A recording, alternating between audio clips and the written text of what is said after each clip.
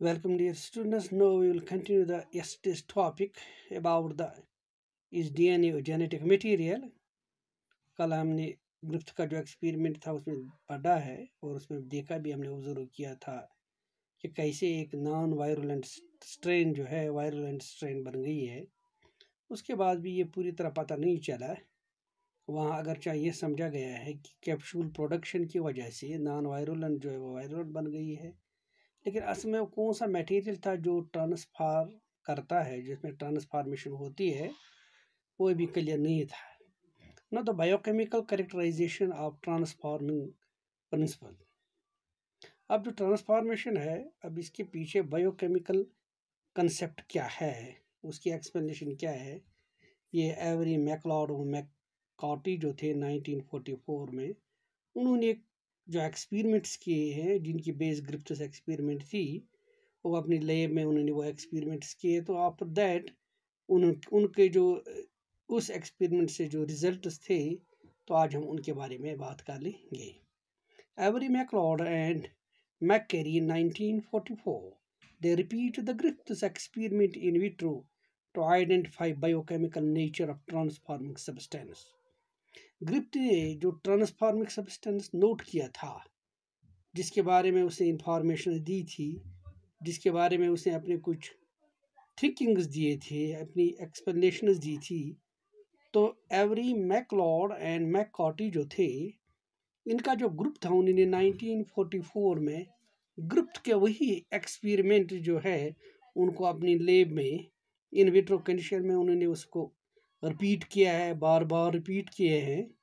And after that they try to identify the biochemical nature of the transforming substance. जिस transforming substance की बात Griffith ने की थी, वो उसका बायोकेमिकल नेचर देखना चाहते थे। They proved that this substance is DNA. उनके जो काम था उसमें उन्होंने प्रूव किया है अपने एक्सपेरिमेंट्स में कि ये ट्रांसफॉर्मिंग सब्सटेंस जो है ये डीएनए है, यानी ये डीएनए की वजह से एक रफ स्ट्रेन जो दिस डिप्लोकोकस की थी, उसको कन्वर्ट किया था उसने इसमें स्मूथ स्ट्रेन में, जो कि वायरुलेंट थी। यानी ये डीएनए की वजह से हुआ था। Pneumococcus bacteria cause disease when capsule is present. उन्होंने ये ऑब्जर्व किया है कि एक्चुअली न्यूमोकॉकस बैक्टीरिया उस वक्त डिजीज करता है, उस वक्त एक माइक्रो बन जाता है, एक पैथोजन बन जाता है, जब उसके ऊपर कैप्सूल होता है। Capsule production is under genetic control, और वो कैप्सूल जो उस वक्त रफ स्ट्रेन के अंदर, नॉन वायलेंट स्ट्रेन के अंदर डेवलप हुआ था, वो किसके कंट्रोल में, उसकी डेवलपमेंट किसके कंट्रोल में थी? यस, वो जेनेटिक कंट्रोल में था।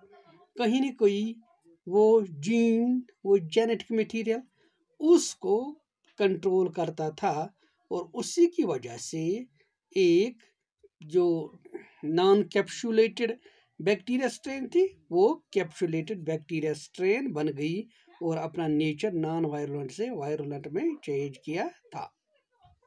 No the procedure. अब उसका एक्सपेरिमेंट जो है, उसका प्रोसीजर आप देखिए।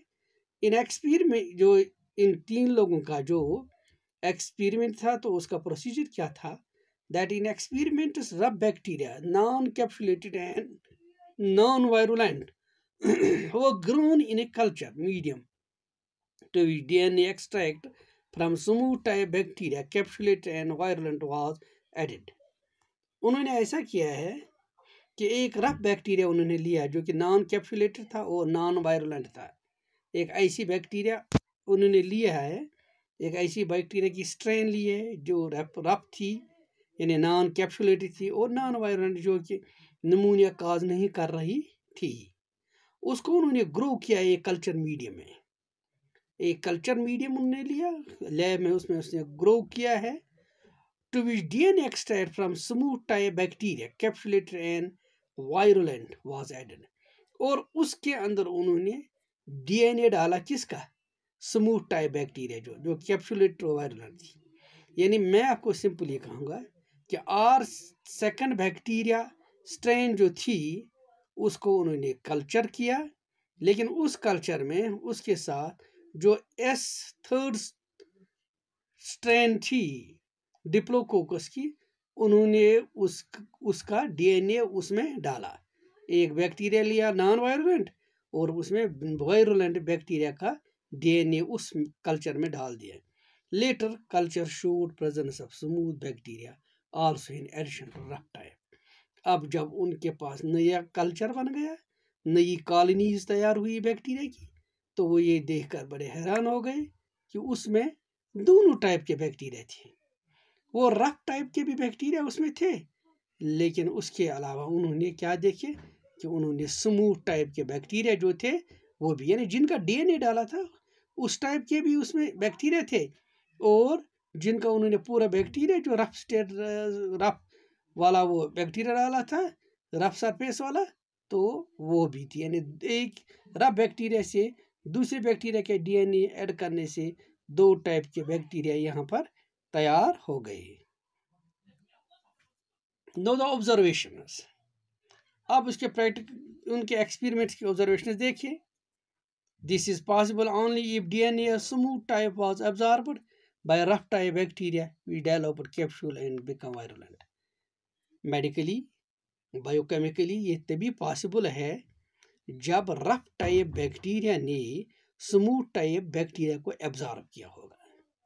जो rough type non capsulated strain थी, यह तब पॉसिबल है कि वो कैप्सुलेटेड बन गई जब उसने कैप्सुलेटेड स्ट्रेन का डीएनए एब्जॉर्ब किया होगा, अपने अंदर लिया होगा, और उसी की वजह से उसमें कैप्सूल डेवलप हो गया और वो नॉन वायरुलेंट से वायरुलेंट बन गया।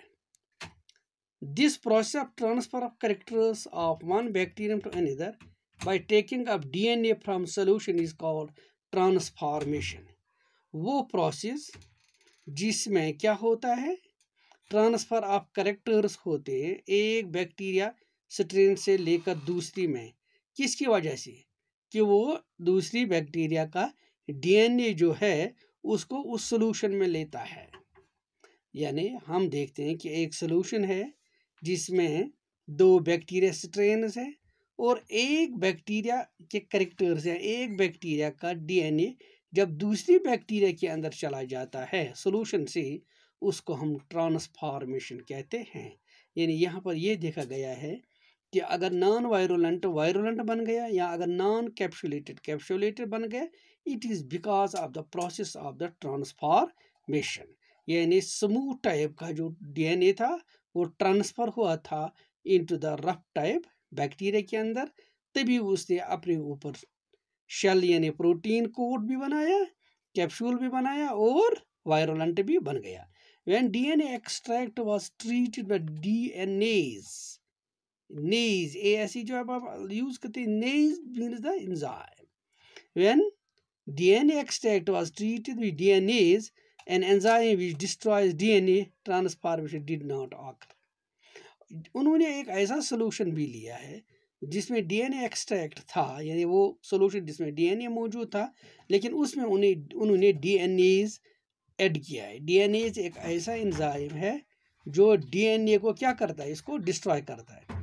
सो एक ऐसा सोल्यूशन जिसमें डीएनए मौजूद था, जब इन साइंटिस्ट ने उसमें डीएनएज ऐड किया तो वहाँ पर कोई ट्रांसफॉर्मेशन नहीं हुई। यानी सिंपली हम इस तरह समझ सकते हैं, अगर उन्होंने एक रफ स्ट्रेन ली जो कि नॉन वायरुलेंट थी, नॉन कैप्सुलेटेड था, तो उसको एक मीडियम में रखा, फिर वायरुलेंट या कैप्सुलेटेड या स्मूथ सरफेस वाला स्ट्रेन बैक्टीरिया का डीएनए उसमें डाला। यानी अब जो हमारे पास डीएनए एक सॉल्यूशन के अंदर डीएनए मौजूद है, उन्होंने उसमें एक एंजाइम ऐड किया है डीएनएज। उसका काम क्या है कि वो डीएनए को डिस्ट्रॉय करता है।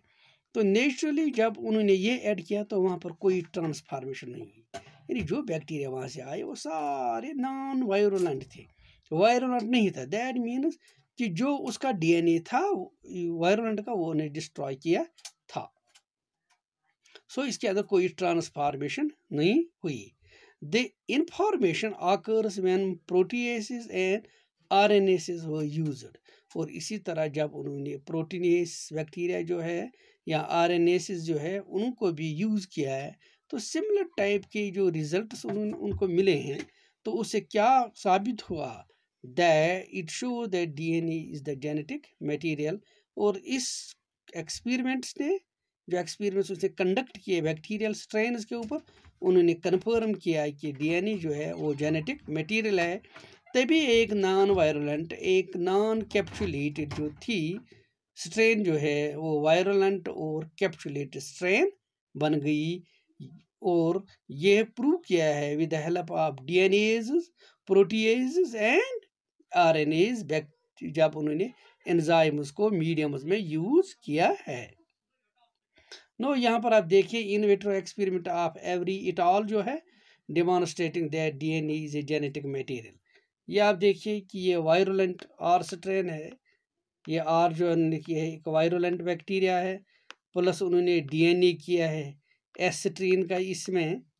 तो अब क्या है, the many cells of are non wire, देखिए यहाँ ये नॉन वायरुलेंट है तो इसमें नॉन वायरुलेंट उन्होंने डाला, इसमें उन्होंने वायरुलेंट डाला। और जब इस सोल्यूशन में उन्होंने क्या किया, जब इन दो को उन्होंने कल्टिवेट किया, ये किया है, कल्चर किया है, तो यहाँ से जो ये कॉलोनी जो बन गई है उसमें कुछ कैप्सुलेटेड थे, कुछ नॉन वायरुलेंट थे। ये देखिए कुछ कैप्सुलेटेड थे और कुछ नॉन कैप्सुलेटेड थे, यानी कुछ नॉन वायरुलेंट थे और कुछ वायरुलेंट। यानी अगर उन्होंने आर के साथ एस डीएनए ऐड किया तो दो टाइप के, आर के साथ साथ एस टाइप के बैक्टीरियल स्ट्रेन जो थी वो यहाँ पे पैदा हो गई।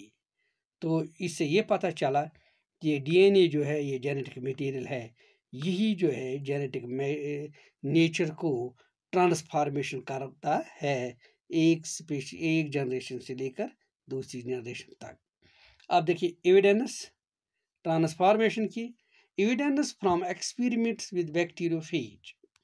अब इन्हीं को और प्रूव करने के लिए बैक्टीरियोफेज यूज किए गए, जो कि एक वायरस के एक वेराइटी है, वायरस का एक ग्रुप है, तो उनको यूज किया गया। उनको बैक्टीरियोफेज बोलते हैं, जो बैक्टीरियाज को के अंदर चले जाते हैं, उनको डिस्ट्रॉयज करते हैं। Phage bacteria means bacteria, phage means खाने वाले। So these are the T2 bacteriophage is a virus that infects bacterium Escherichia coli, जिसको हम आम से ई कोली बोलते हैं। तो T2 बैक्टीरियोफेज एक ऐसा वायरस है, वो बैक्टीरिया को भी इन्फेक्ट करता है, खासकर जो Escherichia coli, ई कोली बैक्टीरिया जो है तो उसको इन्फेक्ट करता है, उसके अंदर चला जाता है, फिर अंदर वो मल्टीप्लाई हो जाता है इसके अंदर। ई कोली एक बैक्टीरिया के अंदर बड़ा फेमस बैक्टीरिया, ये बात आप नोट कीजिए।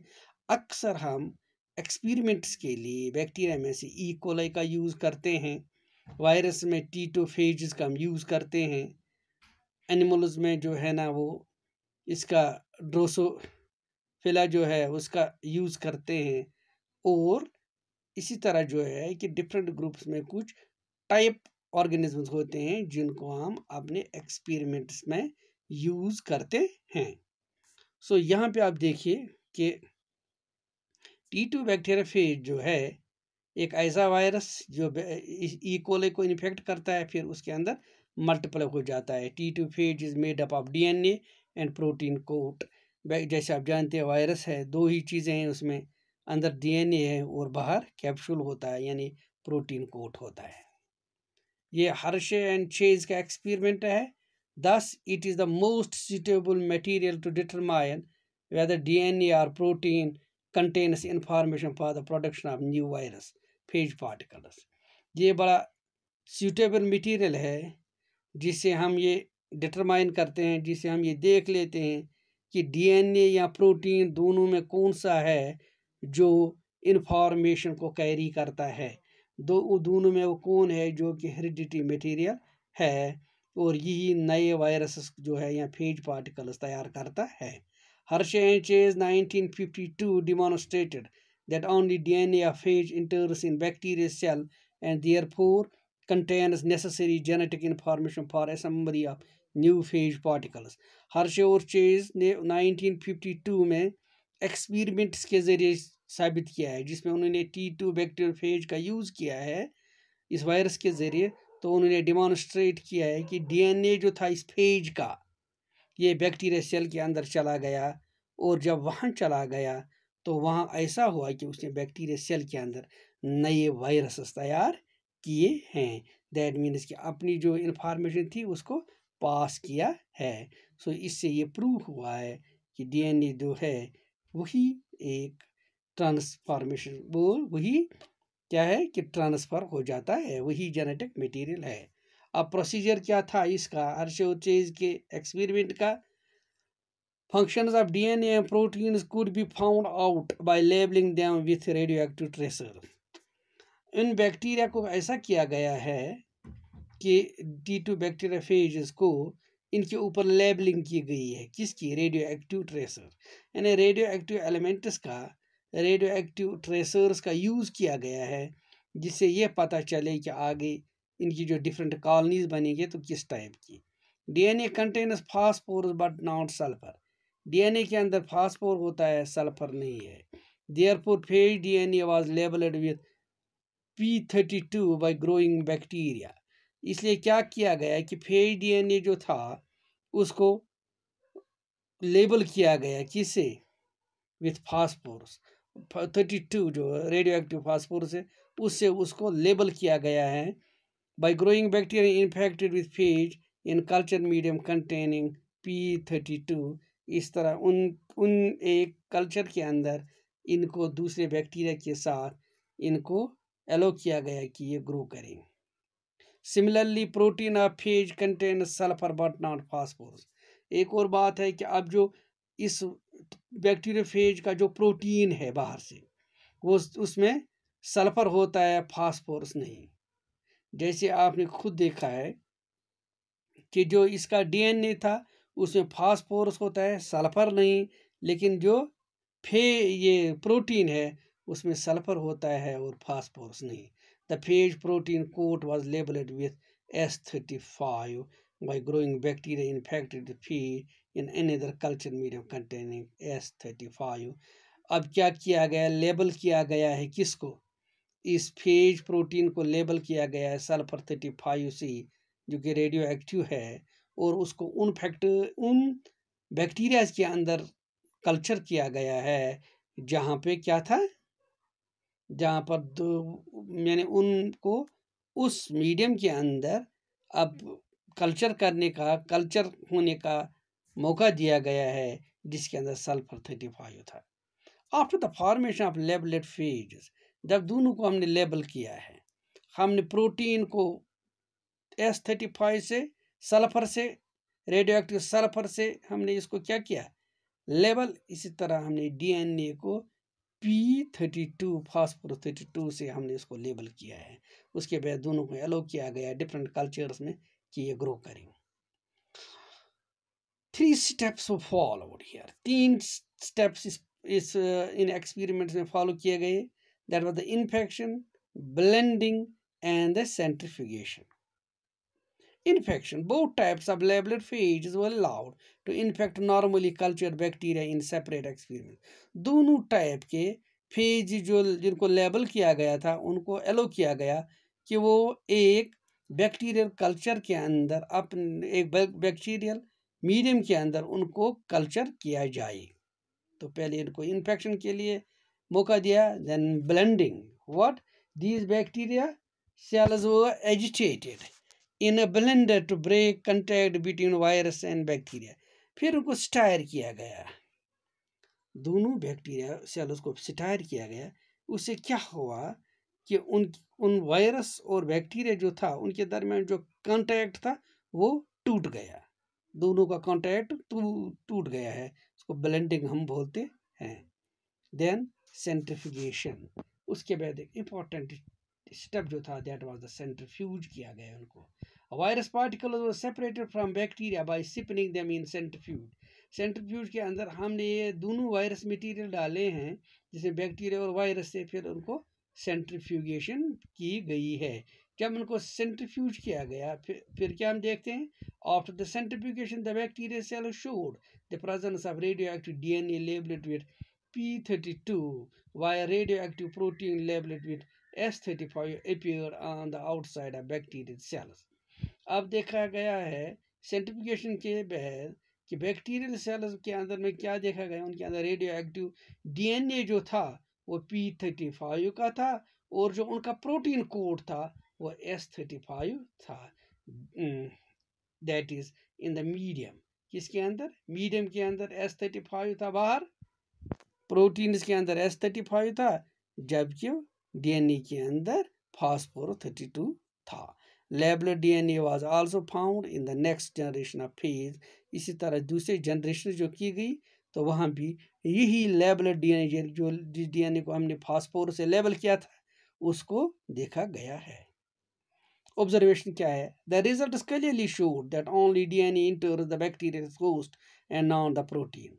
आप देख रिजल्ट से हमें दिखाते हैं कि ये सिर्फ डीएनए है जो बैक्टीरिया सेल के अंदर चला जाता है, प्रोटीन नहीं, बिकॉज प्रोटीन सोल्यूशन से बाहर था और यानी एस सल्फर वाला बाहर था और फास्फोरस जो था वो अंदर था। डीएनए जो है वही बैक्टीरिया सेल के अंदर चला जाता था। DNA therefore is the ineffective part of virus and also carries all the genetic information. देखा गया कि असल में डीएनए ही है जो जिसने अंदर जब इसने इन्फेक्ट किया है इस बैक्टीरिया के अंदर, फिर उसने अपनी जेनेटिक इन्फॉर्मेशन को ट्रांसमिट किया है। So it proves that DNA is a genetic material. इस तरह ये प्रूव हुआ है कि डीएनए जो है, डीएनए एक जेनेटिक मटेरियल है। ये हर्शे और चेज ने बायोकेमिकली प्रूव करके दिया कि जब ने T2 बैक्टीरियोफेज का यूज़ किया है कि उनके रिजल्ट्स के बाद ये पता चला है कि जो सेल के अंदर जो वायरसेस थे उन वायरस का जो डीएनए था वो फास्फोरस 32 का था, लेकिन उन सेल्स के बाहर जो मीडियम था उसमें जो बैक्टीरियोफेजेस थे तो उनका प्रोटीन कोड जो था उसमें S35 था। So it prove that DNA is a genetic material. ये इनका ये है एक्सपेरिमेंट है। ये बैक्टीरियोफेज है, ये भी बैक्टीरियोफेज है। ये देखिए इसमें ये bacteriophage that is radio active S35 वाला लेबल्ड प्रोटीन कैप्सूल। इस प्रोटीन कैप्सूल को इस लेबल किया है रेडियो एक्टिव S35 से, और यहाँ पर अंदर डीएनए को उन्होंने P32 से उन्होंने इसको लेबल किया है। अब देखिए यहाँ से जो प्रोजीनीज आई है वो इस टाइप की आई है। No radioactive S detected in the cells के अंदर कहीं भी रेडियो एक्टिव S35 नज़र नहीं आया, क्योंकि ये प्रोटीन में था, ये ट्रांसमिट नहीं हुआ।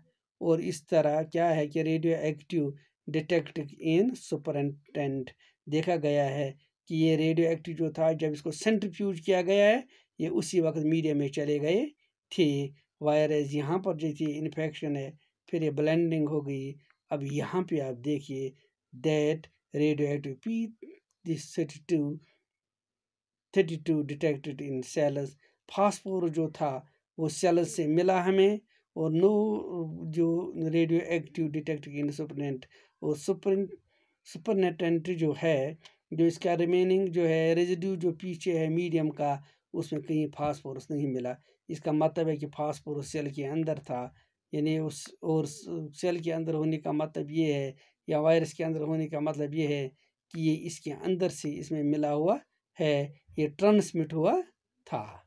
तो इस तरह इनका दो का जो ये एक्सपेरिमेंट था इससे ये प्रूव हो गया that DNA is a genetic material. Now there are some properties of genetic material.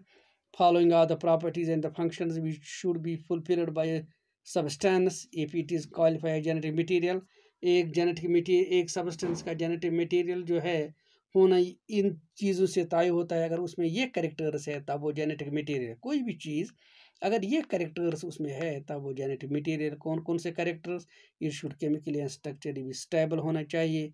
ये genetic material it should be able to transmit to the next generations.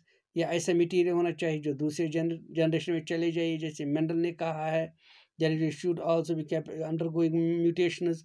इसमें म्यूटेशंस भी होनी चाहिए, उसको हम कहेंगे। और the genetic material should be able to generate its own kind, यानी इसमें रेप्लिकेशन होनी चाहिए। ये जेनेटिक मटेरियल उस सब्सटेंस को कहेंगे जिसमें ये ताकत हो कि वो अपनी कापियाँ, अपनी फोटो कापियाँ बनाए, जिनको हम रेप्लिकेशन बोलते हैं। This was all about this fact that DNA is a genetic material, and finally it has been proved by the Hershey and Chase। उन दोनों का जो एक्सपेरिमेंट था उसने बायोकेमिकली इसको प्रूव किया है। सो इसी पर आज भी हम बिलीव करते हैं that DNA is a genetic material. Thanks.